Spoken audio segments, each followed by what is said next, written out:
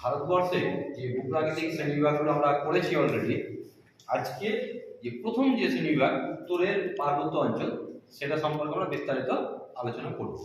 তাহলে প্রথমটা ছিল একবারে এই যে আমাদের উত্তরের মাথাটা রয়েছে, দেখা যাচ্ছে ভারতের মাথা, অর্থাৎ জম্মু কাশ্মীর এবং লাদাখ। বর্তমানে দুটো অংশে বিভক্ত, জম্মু কাশ্মীর এবং লাদাখ। এর সাথে নিচে হচ্ছে পাঞ্জাব, হিমাচল প্রদেশ এবং উত্তরাখণ্ড। এই অংশে যে হিমালয় পার্বত্য অঞ্চল এবং কারাকোরাম পার্বত্য অঞ্চল রয়েছে এটা হচ্ছে পশ্চিম হিমালয়। আর এই যে নেপাল যেটা রয়েছে মিডিলে, এই নেপালটা হচ্ছে পুরোটা মধ্য হিমালয়। এর পাশে হচ্ছে আমাদের সিকিম, ভুটান এবং অরুণাচল প্রদেশ, এটা মিলে হচ্ছে পূর্ব হিমালয়। অর্থাৎ উত্তরের পার্বত্য অঞ্চল যখন আমরা আলোচনা করতে যাব, উত্তরের পার্বত্য অঞ্চল, উত্তরের পার্বত্য অঞ্চল যখন আলোচনা করব, উত্তরের পার্বত্য অঞ্চল বলতে গেলে আসবে আমাদের হিমালয় পার্বত্য অঞ্চল।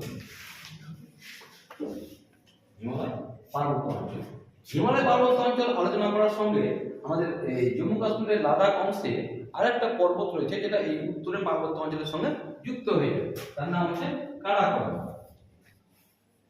তার নাম হচ্ছে কারাকোরাম পার্বত্য অঞ্চল। তাহলে এই দুটো পর্বত মিলে ভারতের পুরো উত্তর দিকে রয়েছে, উত্তরে যে সীমান্ত, এই সীমান্ত বরাবর রয়েছে। এবার হিমালয় পর্বত যেহেতু পশ্চিম থেকে পূর্ব দিকে বিস্তৃত, পশ্চিম থেকে পূর্ব দিকে বিস্তৃত, পূর্ব দিকে বিস্তৃত, পশ্চিম থেকে পূর্ব দিকে বিস্তৃত, পূর্ব দিকে, এই পশ্চিম থেকে পূর্ব দিকে এই যে দৈর্ঘ্য প্রায় হচ্ছে 2500 কিলোমিটার, প্রায় 2500 কিলোমিটার। এই দীর্ঘ যে পর্বত শ্রেণী, এই পুরো অঞ্চলটাকে আমরা তিনটে পার্টে ভাগ করতে পারি। কয়টা পার্টে? তিনটে ভাগ। একটা হচ্ছে পশ্চিম ভাগ, একটা মধ্য ভাগ, আর একটা হচ্ছে পূর্ব ভাগ। আমরা প্রথমে আলোচনা করছি আমাদের পশ্চিম ভাগ। তাহলে পশ্চিম ভাগ আমরা যদি আগে দেখে দিই হিমালয় পর্বতটা কোথায় রয়েছে।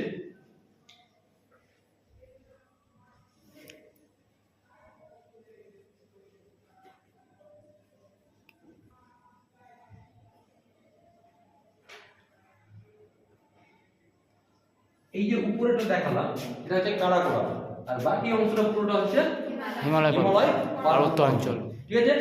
এবার এই অঞ্চলটাকে আমরা যদি আমাদের ভারতবর্ষের ভিত্তিতে ভাগ করি, তাহলে আমরা পেয়েছি কি পশ্চিম হিমালয় আগে পেয়েছি। এই পশ্চিম হিমালয়কে ভারতের যদি রাজ্য বা অঞ্চল হিসেবে আমরা যখন আলোচনা করতে যাব, পশ্চিম হিমালয়কে আমরা আরো ছোট ছোট কয়েকটা অংশ ভাগ করতে পারি। প্রথমটা হচ্ছে যে জম্মু কাশ্মীর ও লাদাখ হিমালয়, হ্যাঁ, লাদাখ পার্বত্য অঞ্চল। ঠিক আছে। দেখো এখন যখন আবার নতুন ভাবে যখন ব্যাখ্যা করতে যাবো, তখন জম্মু কাশ্মীরটা হিমালয় পার্বত্য অঞ্চল ঢুকে যাবে, লাদাখটা ঢুকে যাবে আমাদের কারাকোরাম পার্বত্য অঞ্চলে। যেহেতু এখন জম্মু কাশ্মীর এবং লাদাখ আলাদা হয়ে গেছে, দুটো আলাদা আলাদা কেন্দ্র শাসিত অঞ্চল হয়ে গেছে। তো জম্মুটা এই যে অংশটা, এটা হচ্ছে জম্মু, এবং এই অংশটা হচ্ছে, এই পুরো অংশটা হচ্ছে লাদাখ। যদি এই অংশটা এখান দিয়ে একটা যদি বর্ডারটা আমরা যাই, এই অংশটা দখল করে রয়েছে চীন, পাকিস্তানের দিকটা, হ্যাঁ, এই যে পাকিস্তান, আর এখান থেকে এটা দখল করে গেছে চীন। এই অংশটা আকসাই চীন, আর এই যে লাইনটা এটা হচ্ছে এলওসি, একটা সিনেমা দেখেছো এলওসি কারগিল, তো এটা হচ্ছে এলওসি, আর এটা হচ্ছে LAC, line of occupied Kargil, হ্যাঁ, এই লাইন অফ কন্ট্রোল, আর এটা হচ্ছে লাইন অফ অ্যাকচুয়াল কন্ট্রোল। এটা ঠিক আছে, এলওসি, ওটা হচ্ছে এলএসি। এবার এই জম্মু কাশ্মীর এবং লাদাখ পার্বত্য অঞ্চল একটা ভাগ হলো। এইখানে যখন আমরা আলোচনা করতে যাব জম্মু কাশ্মীর এবং লাদাখ পার্বত্য অঞ্চলে, তখন দেখবো এখানে আমরা রয়েছে কারাকোরাম পার্বত্য অঞ্চল। কি পার্বত্য অঞ্চল রয়েছে? কারাকোরাম পর্বত। এই কারাকোরাম পৃথিবীর দ্বিতীয় সর্বোচ্চ পর্বত শৃঙ্গ। এখানে দেখতে পাই আমরা মাউন্ট গডউইন অস্টিন বা K2, যার উচ্চতা 8611 মিটার, 8611 মিটার, যেটা এই সমস্ত অঞ্চলে রয়েছে, যেটা এখন বর্তমানে কিন্তু পিওক এর আন্ডারে পড়ছে। পাকিস্তান অকুপাইড যে কাশ্মীর, সেই আন্ডারে আছে। হ্যাঁ, অর্থাৎ যদিও আমাদের সম্পূর্ণ অংশটা ভারতীয়, কিন্তু যেহেতু এই মুহূর্তে পাকিস্তান দখল করে রেখেছে এবং ভারত এখন সেটা নিয়ন্ত্রণ আনতে পারেনি, কিন্তু যেহেতু পুরো কাশ্মীর আমাদের দেশের অন্তর্ভুক্ত ধরা হয়, সেই জন্য ভারতের সর্বোচ্চ শৃঙ্গ K2। এছাড়া এখানকার কয়েকটা উল্লেখযোগ্য পর্বত শৃঙ্গ হচ্ছে গাছের ব্লুম, হ্যাঁ, ব্রড পিক, গাছের ফ্লুম ব্রড পিক। এটা সব কারাকোরাম পার্বত্য অঞ্চলের অংশ, ঠিক আছে? এগুলো উচ্চতা কিন্তু অনেকটা 8000 মিটারের মতোই আছে এগুলো। এছাড়া হিমালয় পার্বত্য অঞ্চলে এখানে রয়েছে নাঙ্গা পর্বত। কি পর্বত? নাঙ্গা পর্বত। নাঙ্গা পর্বত, এর উচ্চতা হচ্ছে 8126 মিটার মতো, ঠিক আছে? শুধু 8026 কি 8126 মিটার, হ্যাঁ? এটা হচ্ছে নাঙ্গা পর্বত, এটাও কিন্তু এই পিওকেতে রয়েছে। তাহলে এটা হচ্ছে আমাদের পশ্চিম হিমালয়ের অংশ। এগুলো সব হচ্ছে পশ্চিম হ্যাঁ পশ্চিম হিমালয়ের জম্মু কাশ্মীর যে অংশটা রয়েছে সেখানটা। এখানে এছাড়া রয়েছে পীর পাঞ্জাল এবং জাসকার বলে দুটো পর্বত শ্রেণী আলাদা। একটা পীর পাঞ্জাল, জাসকার হিমালয়ের একটা অংশ এখানে দেখতে পাওয়া যায়। তাছাড়াও পীর পাঞ্জাল এবং জাসকার এই দুটো পর্বত শ্রেণীও কিন্তু এখানে আমরা দেখতে পাওয়া যায়। কোথায়? জম্মু কাশ্মীর ও লাদাখ পার্বত্য অঞ্চলে। জম্মু কাশ্মীরের পরে এই যে অংশটা, অর্থাৎ আমরা যদি এই অংশটা বাদ দিই তাহলে এখানে রয়েছে আমাদের কি পাঞ্জাব এবং এখানে রয়েছে হিমাচল প্রদেশ। এই জায়গাটা পাঞ্জাব, এটা হিমাচল প্রদেশ। হিমাচল প্রদেশ।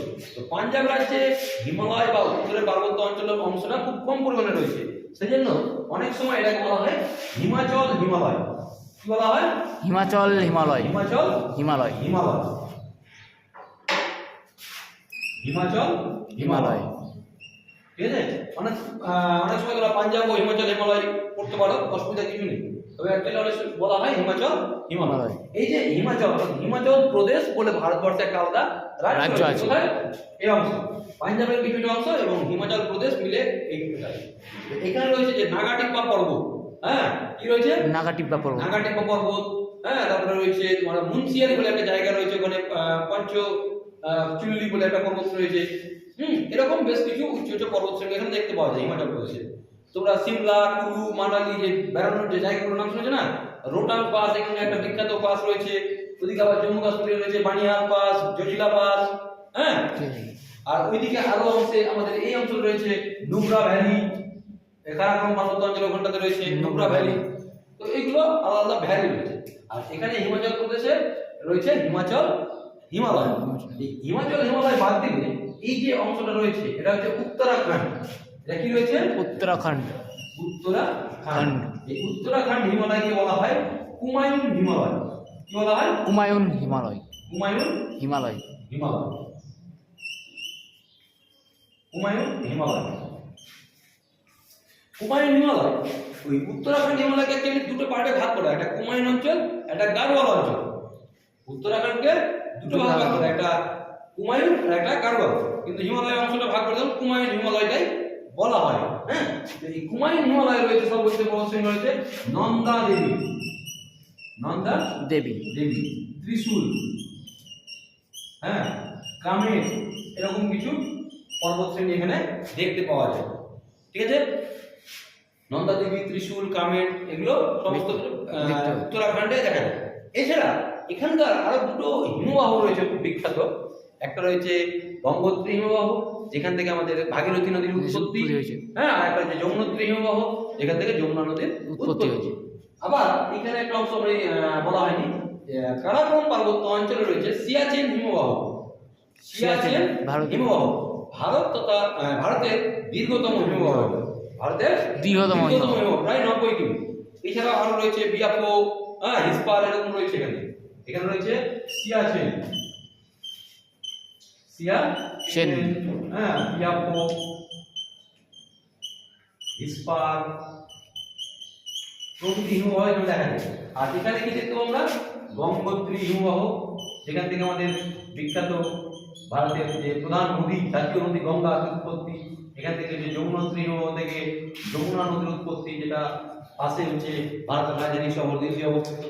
আর গঙ্গা, যমুনা এবং সরস্বতী যে মিলিত প্রবাহ, মানে মিলিত যে অংশ, সঙ্গম, প্রয়াগরাজ, এখন তো মহাকুম্ভ মেলা চলছে, তো গঙ্গা এবং যমুনা এবং সরস্বতী নদী ওই জায়গাটাতে এসে মিশেছে, সেজন্য বলা হয় ত্রিবেণী সঙ্গম।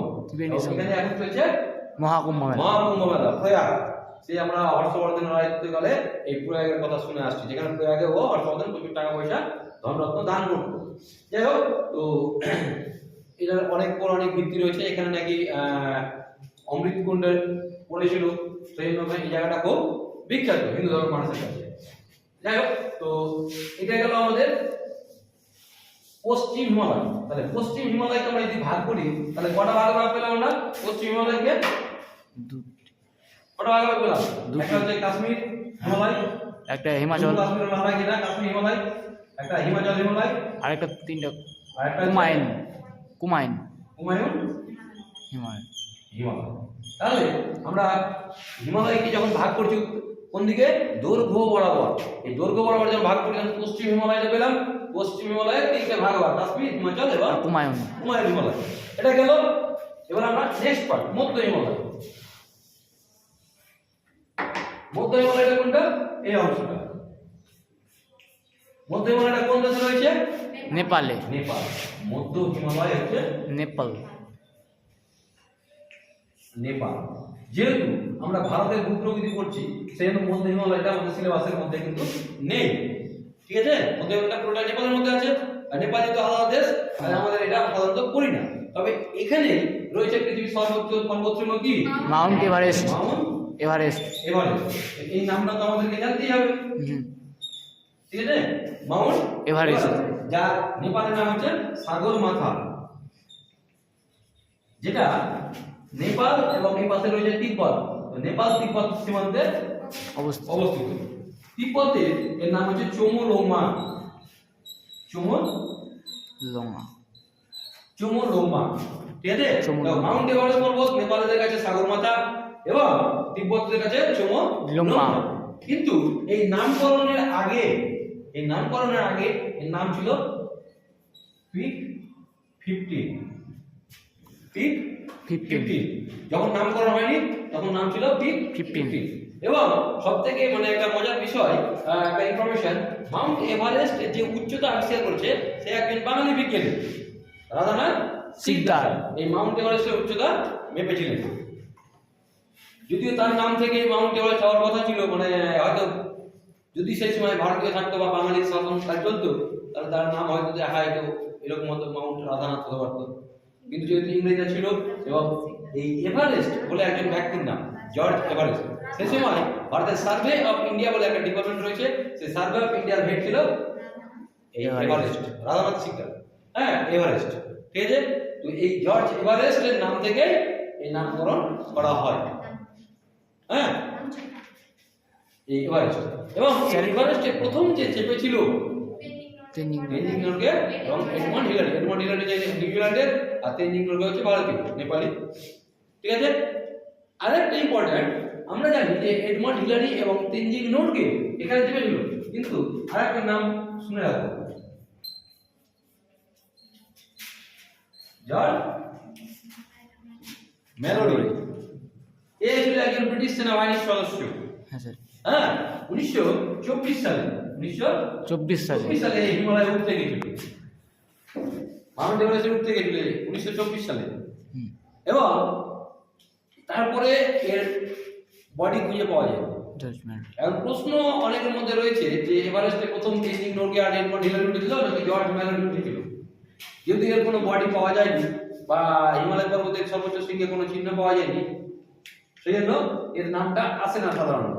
কিন্তু এই 1924 সালে উঠেছিল এবং 1999 সালে আফটার 75 ইয়ার্স এর বডি পাওয়া যায়। আফটার 75 ইয়ার্স এর বডি পাওয়া গেছে 1999 সালে। এবং যে উচ্চতায় পাওয়া গেছিল সেটা কিন্তু হিমালয়ের যে মাউন্ট এভারেস্টের যে উচ্চতা 8840 মিটার, তাতে খুব সামান্য নিচে 7900 সামথিং হাইটে। হ্যাঁ, এবার আদৌ উঠতে পেরেছিল কি পারেনি, সেই সময় কি হয়েছিল, এটা একটা বড় কোশ্চেন মার্কের মধ্যে থেকে গেছে আমাদের। যদি এরকম হতেও পারতো যে জর্জ মেলোডি উঠেছিল, এবার যেহেতু সে তখনকার দিনে এত খাতা কলম বা জিনিসপত্র ছিল না যে ওখানে চিহ্ন দিয়ে রাখবে, বা চিহ্ন দিয়েছে বাতাসে বা জলে উড়ে গেছে, মেবি। যাই হোক, তো আমরা এই নামটা মনে রাখবো, জর্জ মেলোডি। 1924 সালে হিমালয়ে উঠতে গেছিল। যাই হোক, এরপরে আমরা যাচ্ছি পূর্ব হিমালয়। এরপরে কি আসবো? পূর্ব হিমালয়। পূর্ব হিমালয় বলতে গেলে এই অংশটা হচ্ছে আমাদের পূর্ব হিমালয়। এখান থেকে এই অংশটা পূর্ব হিমালয় প্রথমে রয়েছে সিকিম, আর তার ঠিক নিচে হচ্ছে আমাদের পশ্চিমবঙ্গ।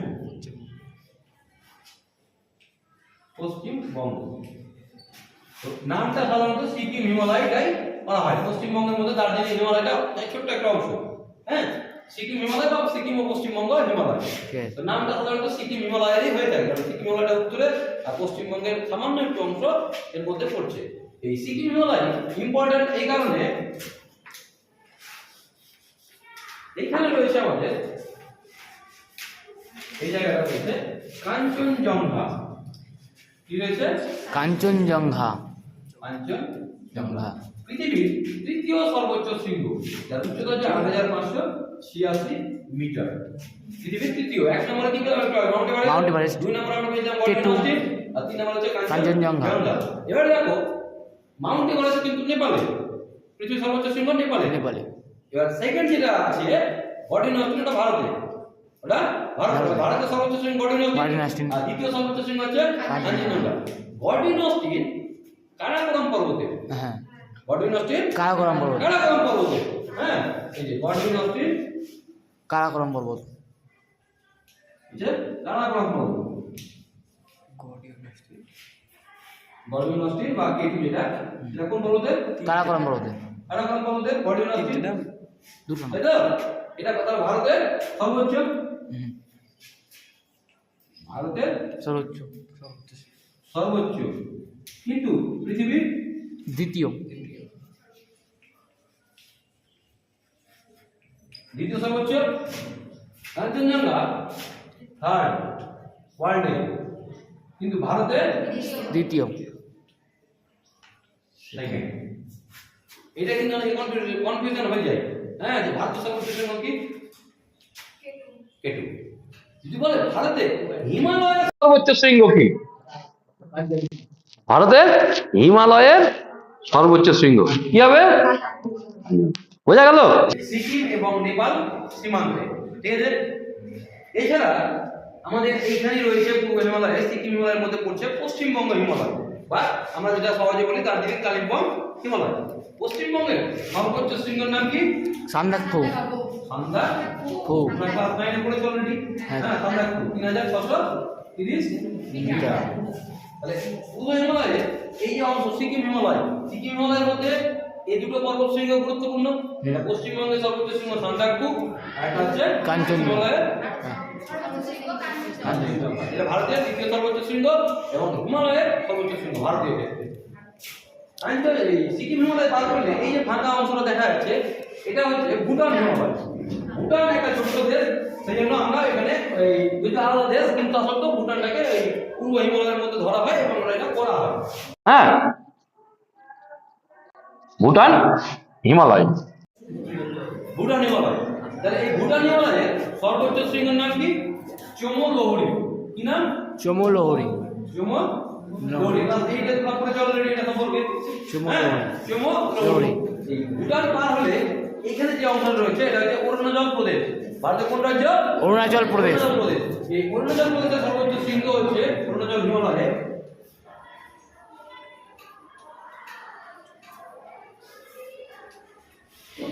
নামচা বারওয়া। কি নাম? নামচা বারওয়া। নামচা বারওয়া।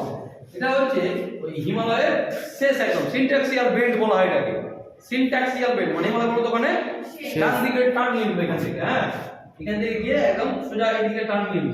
এই টার্ন নেওয়ার ফলে এইখানে যে পর্বতগুলো আছে, এটা বলা হয় উত্তর পূর্বের পাহাড়ি অঞ্চল ও মেঘালয় মালভূমি। অর্থাৎ এই যে অংশটা রয়েছে এখানে, হ্যাঁ, নাগা, পাটকয়, মিসমি, জয়ন্তী, খাসি, এই ধরনের যে ছোট ছোট পাহাড়গুলো রয়েছে, সমস্ত কিছু এই উত্তর পূর্বের পাহাড়ি অঞ্চল ও মেঘালয় মালভূমি। কি কি নাম বললাম? নাগা, মিসমি, পাটকয়, হ্যাঁ, গারো, খাসি, জয়ন্তী। হ্যাঁ, এর মধ্যে সর্বোচ্চ শৃঙ্গ হচ্ছে সারামতি। নাগাল্যান্ডের সর্বোচ্চ শৃঙ্গ হচ্ছে সারামতি। এছাড়া মণিপুর, মিজোরাম, এই মেঘালয়ের যে পর্বত শৃঙ্গ, এগুলো খুব বেশি উচ্চতা না। হ্যাঁ, মেঘালয়ের সর্বোচ্চ শৃঙ্গ হচ্ছে শিলং। হ্যাঁ, শিলং। আর এইদিকে আরো এই মিজোরাম রয়েছে। মিজোরাম কথার অর্থ হচ্ছে পাহাড়ি দেশ। তো এইখানে যে পর্বতগুলো রয়েছে, সেটার উচ্চতা কিন্তু হিমালয়ের মতো অতটা নয়। এখানকার যে মানে পাহাড়গুলো, সেগুলো মনে রাখবে, নাগা, মিসমি, পাটকয়, জয়ন্তী, সারামতি, হ্যাঁ, গারো, খাসি, জয়ন্তিয়া, লুসাই, হ্যাঁ, এগুলো রয়েছে। গারো, খাসি, জয়ন্তিয়া, লুসাই, নাগা, মিস্ত্রি, পাটকয়, ঠিক আছে। আর কোহিমা রয়েছে একটা পর্বত। তাহলে নাগাল্যান্ড, এই কোহিমা। অংশটা অর্থাৎ উত্তর পূর্বের যে পাহাড়ি অঞ্চল ও মেঘালয় মালভূমি, এই অংশটা কিন্তু আমাদের আজকে হলো, এই অংশটা পুরোটা আমাদের হলো। ব্যাখ্যা হলো। নেক্সটে আমরা তখন বাকিগুলো আলোচনা করব, ঠিক আছে।